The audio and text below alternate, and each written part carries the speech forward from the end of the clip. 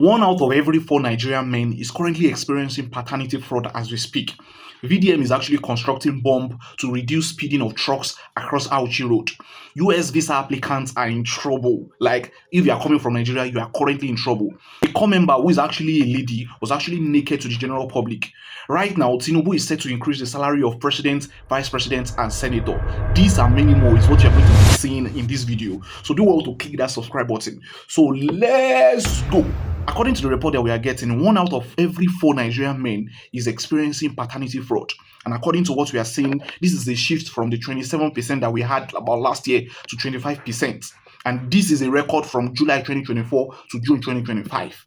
So this is just in the space of 1 year. So we have had that big shift of many men suffering from paternity fraud. And this is where it actually gets interesting. 64% of this data are firstborn, meaning that probably before they get married is what this thing will actually happen, and they will not force it on that man's head. This is getting interesting. And so Deji Adeyanju is actually making this known, saying the DNA should be mandatory before birth certificates are issued in Nigeria. The National Assembly should look to the legislation of this effect, because at this point it's getting too much. So women, ladies, men, what do you think? Do you think it's a good thing? Because so many people are actually complaining about the money in which many people will now start using to conduct DNA, considering how expensive it might be for so many people. You get. But at this point, it's getting really, really crazy. The fact that we now have 25%, meaning that out of 4 persons, 1 must have an issue with DNA, is getting crazy. Let me know what you think about that in the comment section. So moving on, VDM is starting to actually construct bombs at different areas in Auchi currently. And this is due to the fact that Dangote trucks is causing so many accidents on road. And we have actually had in recent time 3 people unaliving themselves from this event, in which Dangote truck actually hit all of these people, injured so many of these people, and killed so many. And with that, he actually went to Auchi with the intention to tell Dangote to actually pay for all of these people's bills and be responsible for them till they get fined. Those that their lives have been truncated and their lives cannot get really, really better like it was before, he should actually put them on payment and all of these things. And because of that, he actually had to construct bombs at different sites. This will enable that the speeding of these trucks reduce, so that they will not be able to unalive people the way they used to any longer. To be very honest, I actually think this is a very good thing if they actually construct these bombs, because it will be very hard for trucks to be able to move.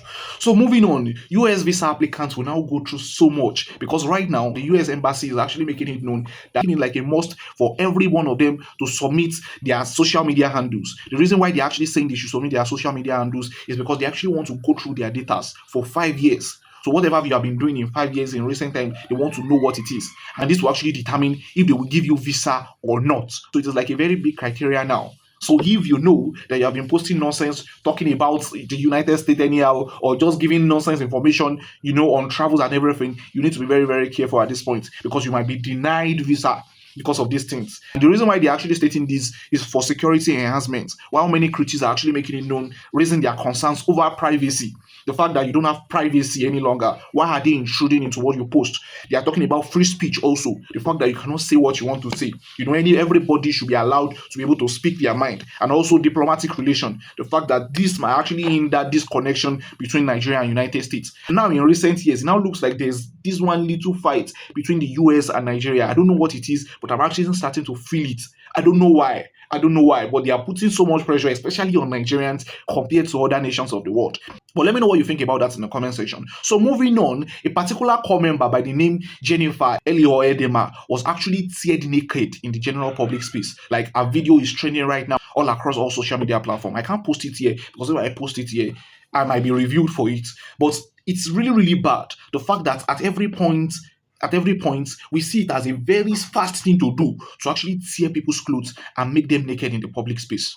And this is actually coming from officials Operation Odoagi, the one in Anambra State that was actually set up to actually curb insecurity in the state. And while these people are actually doing their job, this particular girl in question was torn to pieces. Her clothes was torn to shred, and all her body was on the general public space.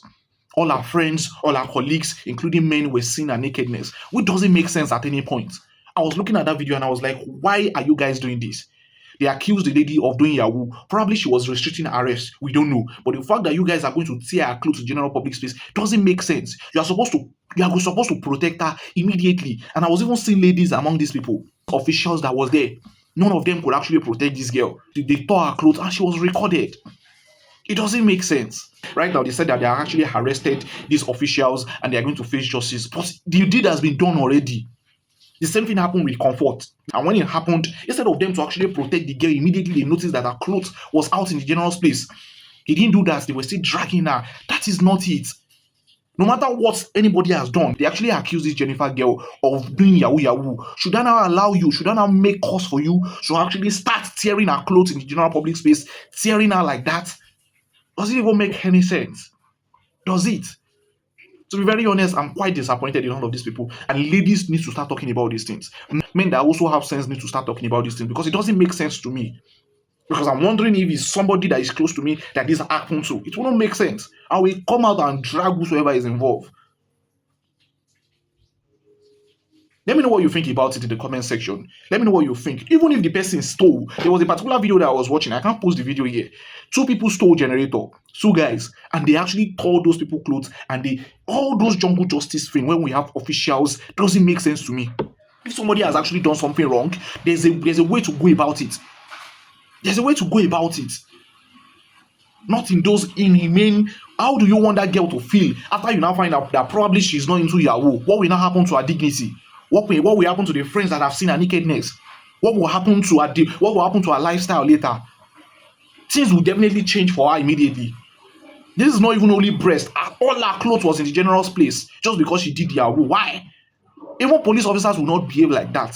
But let me know what you think about it in the comment section. So we are getting this particular news that the Revenue Mobilization Allocation and Fiscal Commission are making it known to the general public that the federal government is making plans to actually increase presidents, vice presidents, ministers, and even senators' salaries. So Allocation and Fiscal Commission are actually hinting the general public that the federal government is trying to increase the salary of the president, the vice president, the senator, and ministers. Meaning that these guys are actually trying to increase their salaries. So people are actually complaining on the comment section that soldiers have actually been complaining over their low salary payments, whereas they are doing most of the crazy jobs that you can even think of, whereas they are staying where they are not supposed to stay, whereas they are going through so much hell, and some of these people are not even being paid 100,000 naira. And in all of these things, people that are at the top are saying they want to actually increase their own salaries. It's getting crazy, really, really crazy.